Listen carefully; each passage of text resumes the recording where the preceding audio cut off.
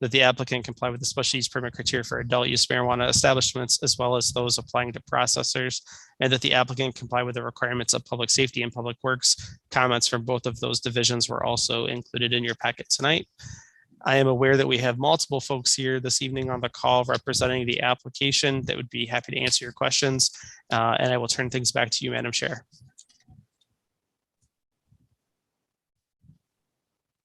Thank you. Would the applicant like, or never mind. Any questions for Mr. Kane?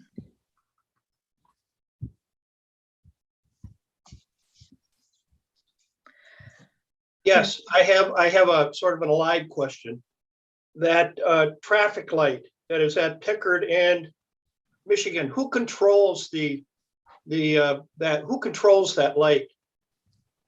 Is it the state of Michigan? Is it the city of Mount Pleasant? At Pickard and Maine? No, those are Pickard and Maine. Pickard and Maine, yes. Yeah, the traffic light at Pickard and Maine, those are both city roadways, so that's within the control of the city. Okay, thank you. Hearing no other questions for Mr. Kane, if the applicant would like to speak. Yeah, I'm Adam Gruhl. I represent Wolverine Building Group. We'll be the general contractor for the project. I also have John Verplank from Prine and Newhoff. He is our civil engineer. He's on the line, but hearing no questions at all, I guess I'll let what Mr. Kane said speak for itself, unless you have any questions for me directly. Thank you. Any questions for the applicant?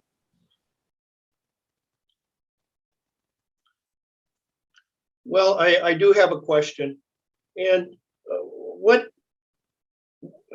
anticipated percentage of the foot traffic that's going to go to this building is going to, of the traffic that's going to go to this building is going to be either bicycle traffic or foot traffic that has to cross from the south side of Pickard to this area? Is there any way to anticipate that? Yeah, I would say it's going to be minimal at best, maybe 2%. No pedestrians, like no members from the community would need to go there except for the workers going to that building. And they anticipate about 16 to 18 workers. So we only added the bicycle parking to conform with the city requirements. Okay. Yeah, there'll be nobody going in there to buy. We're not talking about a lot of foot traffic having to cross. Okay, good enough. That goes back to my prior question, but Okay. Fine, thank you. Any other questions for the applicant? Hearing none, thank you. And I will open up public comment if anyone from the public would like to comment.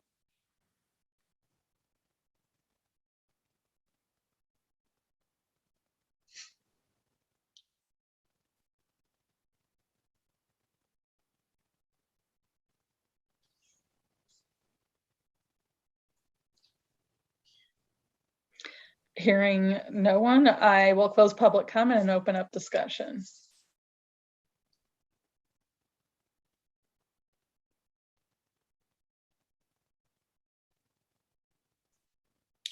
Move to approve SUP 2117 and SPR 2115 subject to the following conditions.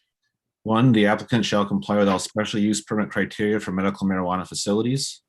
2, the applicant shall comply with all special use permit criteria for adult use marijuana establishments, as well as the specific criteria applying to processors.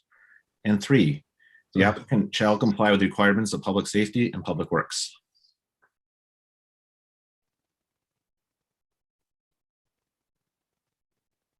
Do we have a second? Second. And any further discussion on the motion?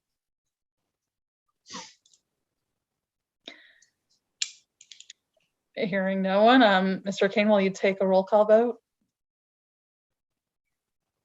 Commissioner Friedrich? We can't hear you for some reason. I'll come back to you. I'll give you a chance. Commissioner Honig? Aye. Commissioner Irwin? Aye. Commissioner Kingsworthy? Aye. Commissioner Kostreva? Aye. Commissioner Leash? Aye. Commissioner Ortman? Aye. Commissioner Rice? Aye. Commissioner Friedrich? If you'd Aye. like to, there we go. Okay. Madam Chair, the motion passes 8-0. Thank you. Next item on the agenda is public comment. If there's any member of the public that wants to comment, this is your last opportunity to do so.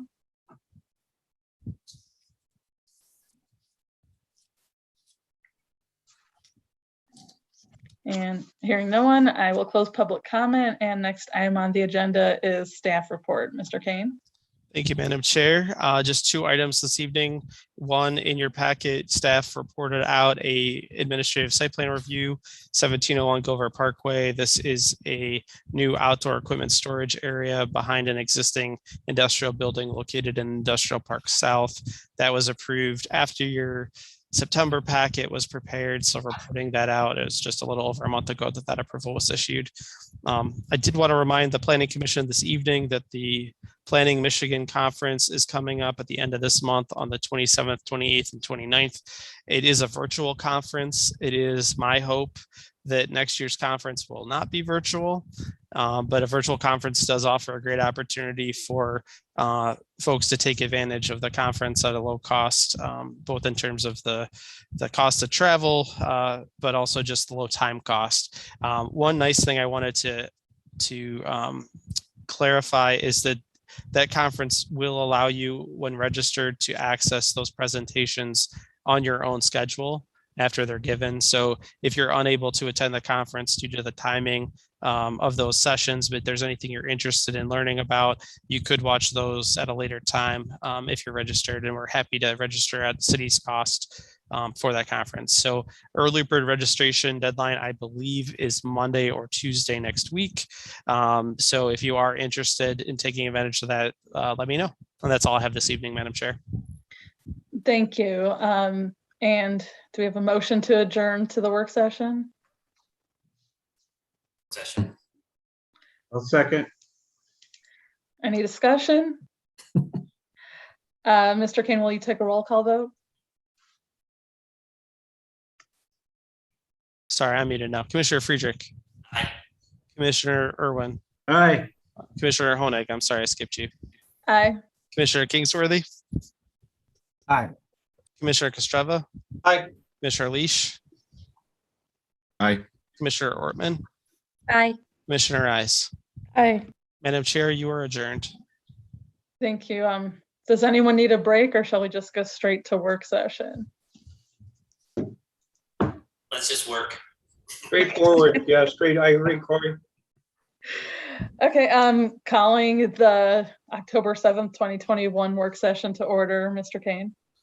Thank you, Madam Chair. Hopefully staff's memorandum was fairly self-explanatory, and I'll spare you all from a full reading of it. But just to provide a very brief overview, the zoning ordinance has a very low threshold for site plan trigger.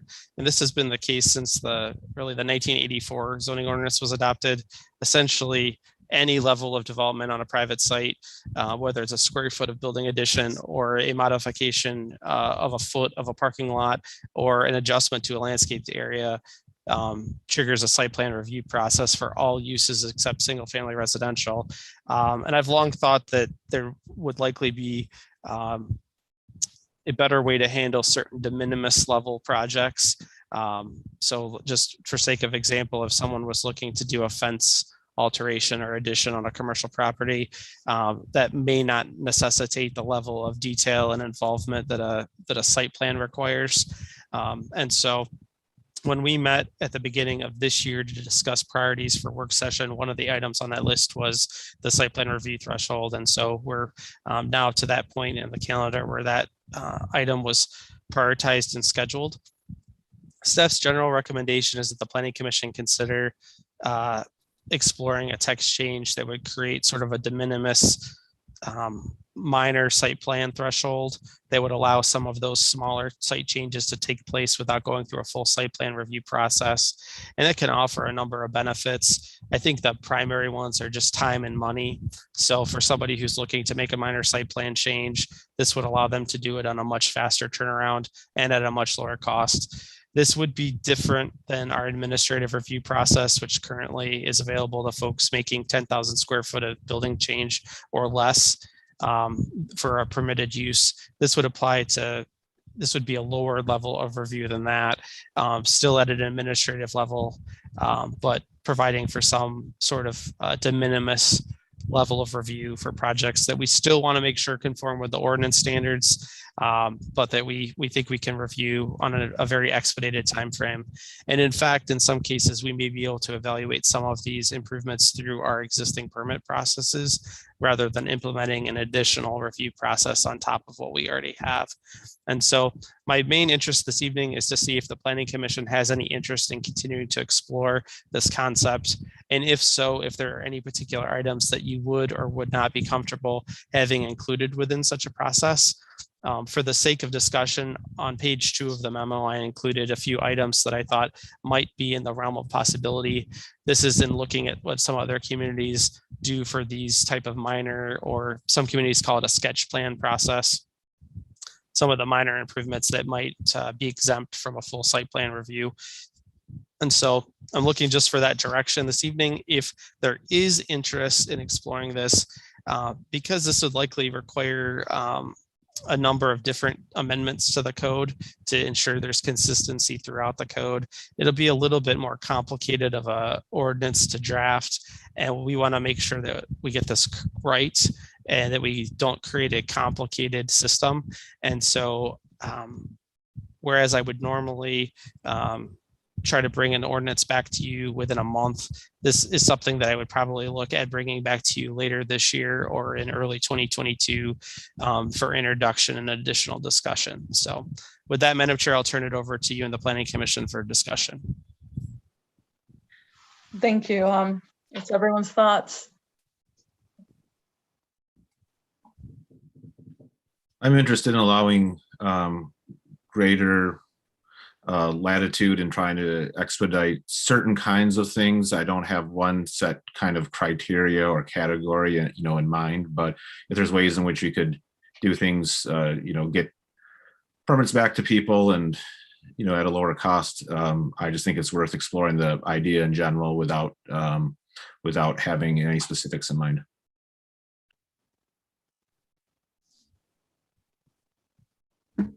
I agree with that. I think that there's like in looking over the possible items of those minor reviews, I think, yeah, I mean, if it's something like a bigger project with a building renovation that triggers looking also at the parking lot, I guess I'd like to see that. But if it's just a parking lot, I mean, that, I think that could be something we could let handled otherwise, and things like that, like a bicycle parking, those guys, I agree. I think that those are things that could be expedited and handled quicker, for people that are looking for that.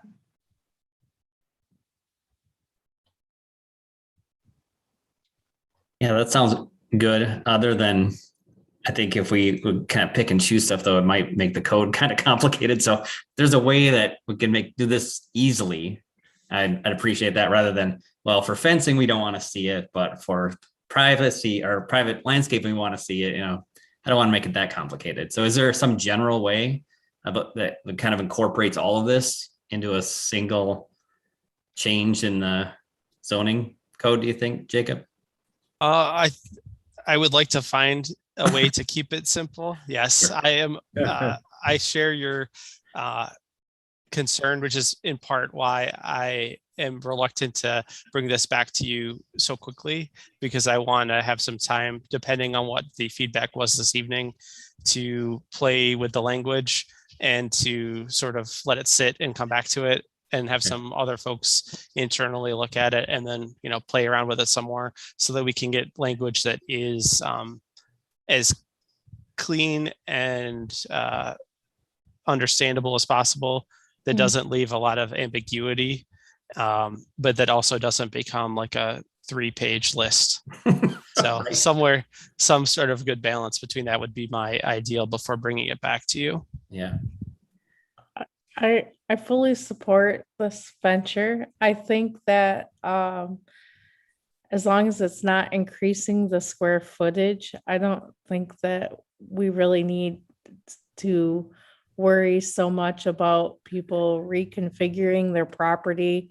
My thing would be that as long as they're providing, more green space, more, like, I'm thinking that we have to look at what we desire. And as long as they're going in the right direction, this is just in general, but as long as they're going in the right direction, I think we should wholeheartedly support those types of things.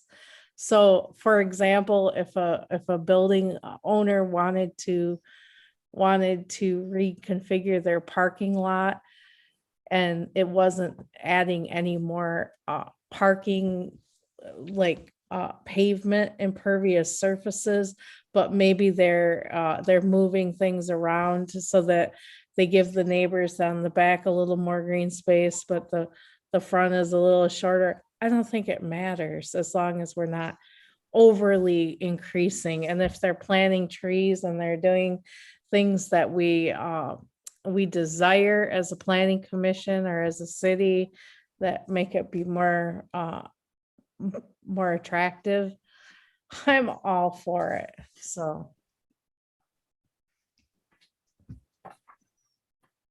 looking at the discussion questions there, I'd say we're in agreement about question number 1. I think we're open to this.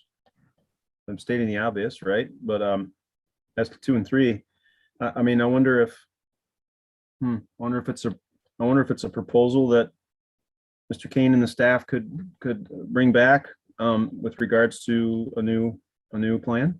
I'm not sure if you want that kind of more direction than that, or more whatever feedback.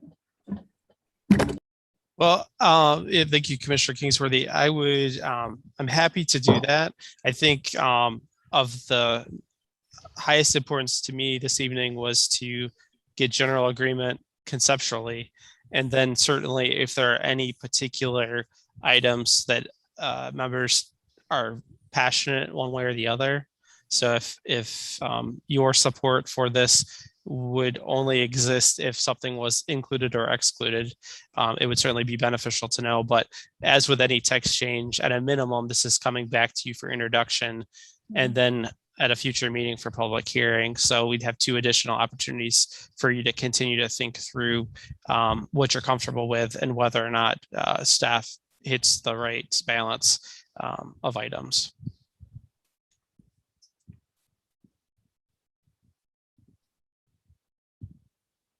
I'm assuming that the minor site plan, if we were to delegate that authority, that would be reported to us no different than the administrative reviews. We'd be aware of every one that you did. Is that right? It could be. I would leave that to you. This would be. It would depend on how it's structured. So as I mentioned, there may be an opportunity, for instance, if someone was looking to add a fence as to a commercial site, we have a fence permit process. So it may be possible for us to simply forego any sort of site plan review process and simply allow that to proceed under that it's called a zoning permit, but that is ultimately reviewed and approved by the building department. That would be required even if a site plan review process had taken place. That would still happen following that. So for those type of projects, there is an opportunity to possibly integrate to just let the zoning approval take place under that fee and permit process. Some of these other improvements on this list, like for instance, bicycle parking, the landscaping, cross connections, there's not an existing permit process that would be separate from site plan review. So we would need to create a new method, a new process of making that improvement, which would likely, I think in my mind, we would probably mirror some of our fence shed type of permitting processes, because we know how to do that. It's expedited. It's something it's a short form sketch drawing of the site, and we can issue an approval generally in a couple days, if not same day. But that just isn't currently integrated into that process. So we'd be just trying to figure out how to accomplish that integration. And depending on the frequency of these, I guess it would depend on what the planning commission's perspective is. currently I'm required by code to present to you the administrative site plan reviews. If Mhm. these weren't administrative site plans, it would be up to your discretion in how we draft the language as to whether or not those are reported or not. Mhm. Okay. Another question, what does site circulation mean? So that would be right now, if a business were to convert the striping layout of their parking lot, that triggers site plan review.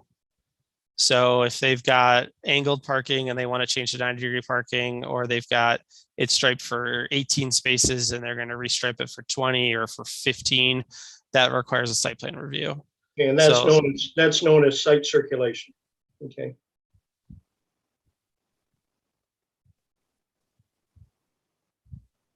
Hey, Jacob, Yes. how could this apply to non-conforming properties?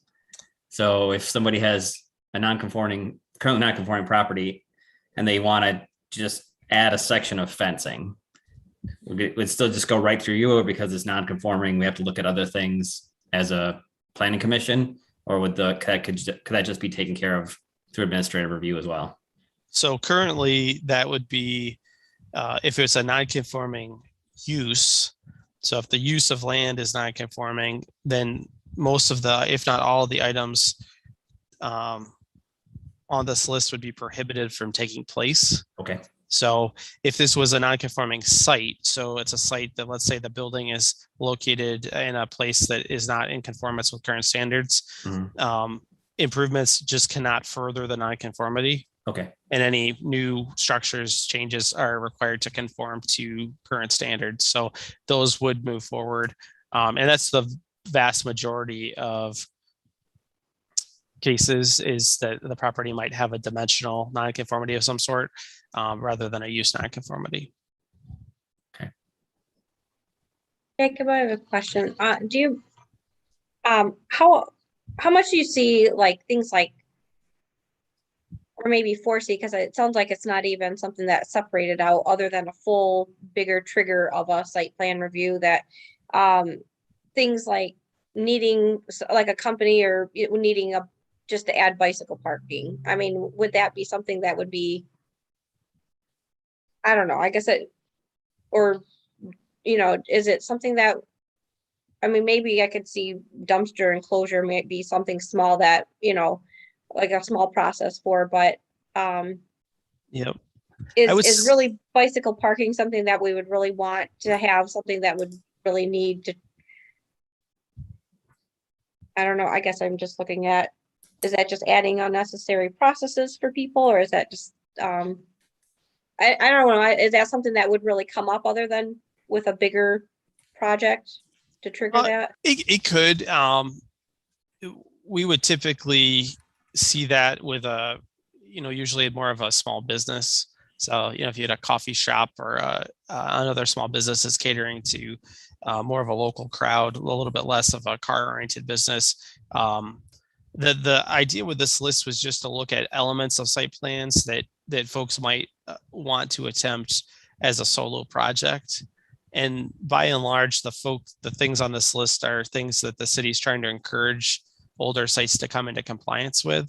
So for instance, if we had an existing site that had an unenclosed dumpster, we would probably, all things being equal, in most cases want to see that dumpster get enclosed to standards. So this would just be a way of sort of incentivizing that by simplifying the process of getting the approval to do that, not necessarily opening up the entire site as a compliance issue, not subjecting that to a long or lengthy process and additional fees, and enabling us to encourage that to take place, and to improve these sites incrementally. So that's really where I thought the opportunity area was with those kind of incremental improvements. I don't have a particular prediction on what the rate of uptake on these might be, but I do think that we would probably see, a dozen or two items a year off this list that folks might come forward with and want to make that as a temporary improvement. And I think the more known this process becomes, the more likely people would be to seek it out and utilize it for improvement. Yeah, I like that. I like having where, I mean, agree. I think that would be nice to have something like those small projects if we're really looking forward to encourage, places to upgrade to what we would like them to look like, the making it easier. That would be nice. What's the current process for cross-access connections if somebody wanted that? Because that's gotta be a private road, right? That would belong to the city at that point. In most cases, that is just like a driveway stub to a property line that would be met by an adjacent property doing the same. So with this, I'm assuming not that this is just, this wouldn't be regulating two adjacent property owners just entering an easement agreement. This would really get to the physical construction. So Oh, okay. actually coming forward to say, we'd like to build this small area of parking lot expansion that's going to connect to our neighbor to provide cross access, which is something the code is encouraging of. But in a way, when the process and the fee gets disproportionate to the cost of the improvement, it becomes a disincentive. So this would ideally kind of rebalance that, so it was in more appropriate proportion. I have to say, I'd really love to see actual cross connections happen rather than they just get mentioned and never happen. Yeah, they're challenging because they do require two parties, and usually the city's leverage is with one party at a time. So it depends. We've had a few examples recently where we've been successful in a short period of time, but it rarely occurs through one action of the city or one party. So, Well, for me personally, on this list, other than accessory buildings and building additions, I'd be open to the rest of that just being administrative review, I think. And I'd like to hear from what other people, then we'll see what they think. And personally, I'm all for incentivizing things that we've been wanting to encourage all this time anyway. So I'm open to whatever's proposed. Hey, I agree with Commissioner Friedrich that I think the building additions and accessory buildings kind of, I don't know, to me seem a bit more involved.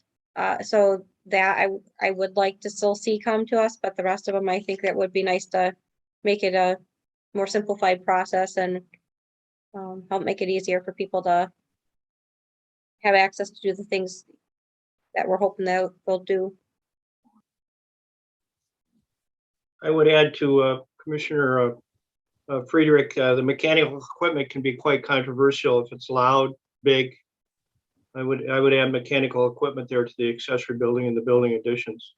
We've seen over the years, it seems to me like there's been some big HVAC units that seemed like if they weren't properly maintained, or if they didn't go in properly, they created either a sound nuisance or a space nuisance. So I would add mechanical equipment to accessory buildings and building additions. Wouldn't that work? Wouldn't that also work the other way though? If someone had outdated equipment and the process for replacing it was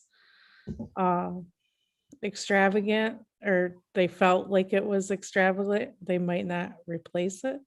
And so they would keep that outdated equipment because they didn't want to go through site plan review. Well, how expensive is a site? How expensive is it for somebody if they want it? If some commercial place wants to replace a HVAC unit that may be outdated, but for some reason that HVAC unit is large and noisy. yeah, so those mechanical equipment questions, that's going to come about when we're adding impervious surface along with that placement. So that's not going to kick in every situation. If that equipment was associated with a special use, that's $1,050 fee to come to the planning commission. If it was associated with a small project or it was the only component of the project, administrative review fee is $430. Right. So I'm not sure that I was totally aware that the fee was that high.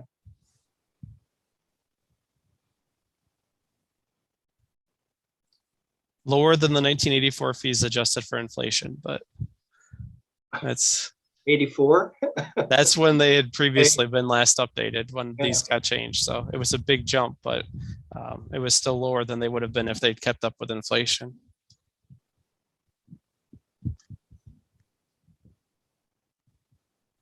Commissioner Irwin, do you have anything? I have an empty line next to your name, and I hate to see that. Well, it's hard to really say, give an opinion without having more data. I mean, simplifying the process, yeah, that sounds great. Some things sound rather odd. Restriping a parking lot triggers a site plan review.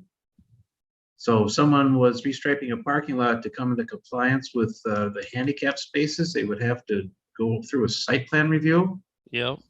And I'll tell you, why that is both because the city has dimensional standards for parking stalls and parking aisles.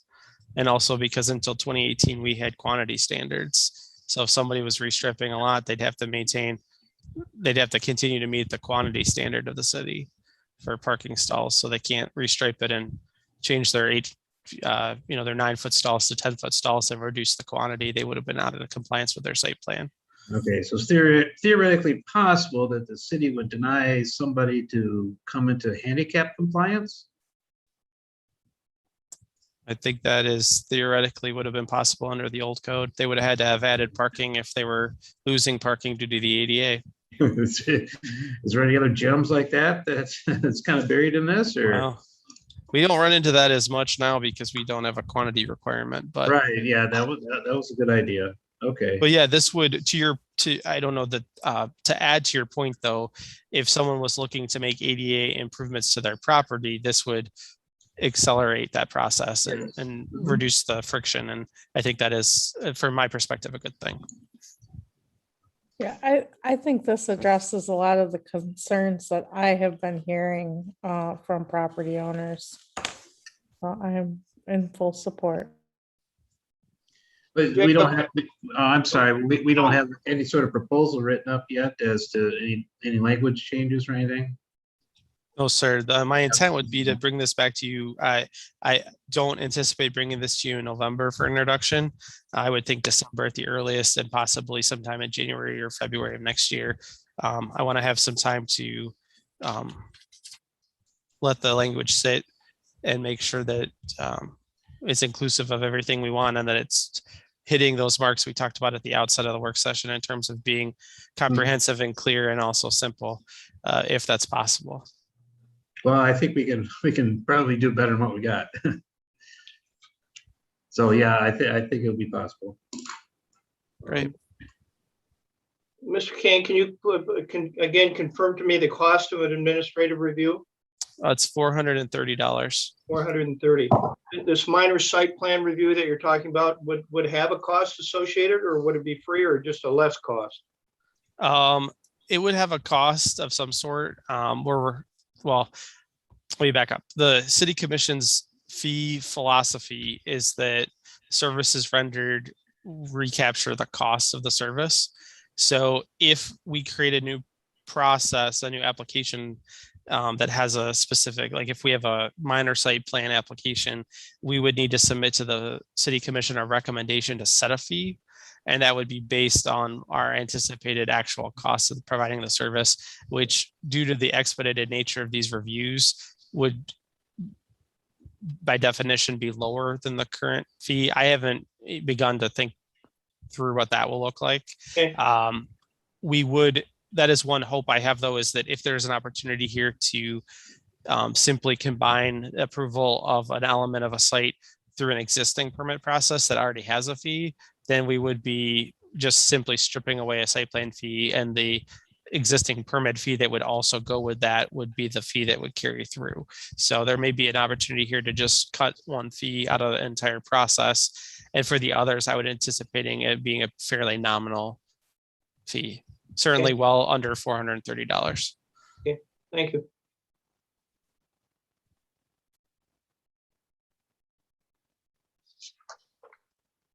Any other comments or thoughts, anybody? I appreciate everybody's time and input. I've got great notes to work from, and I will do my best to bring a logical ordinance amendment forward to you in the next couple of months.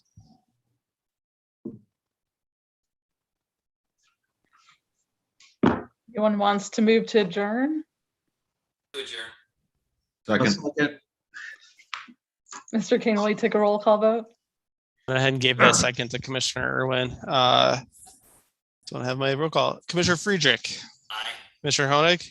Aye. Commissioner Irwin. Aye. Commissioner Kingsworthy. Aye. Commissioner Kostreva. Aye. Commissioner Leash. aye. Commissioner Ortman. Aye. Commissioner Rice. Aye. Madam Chair, you are adjourned unanimously. Thank you. See everyone next month. Bye-bye, everybody. Bye.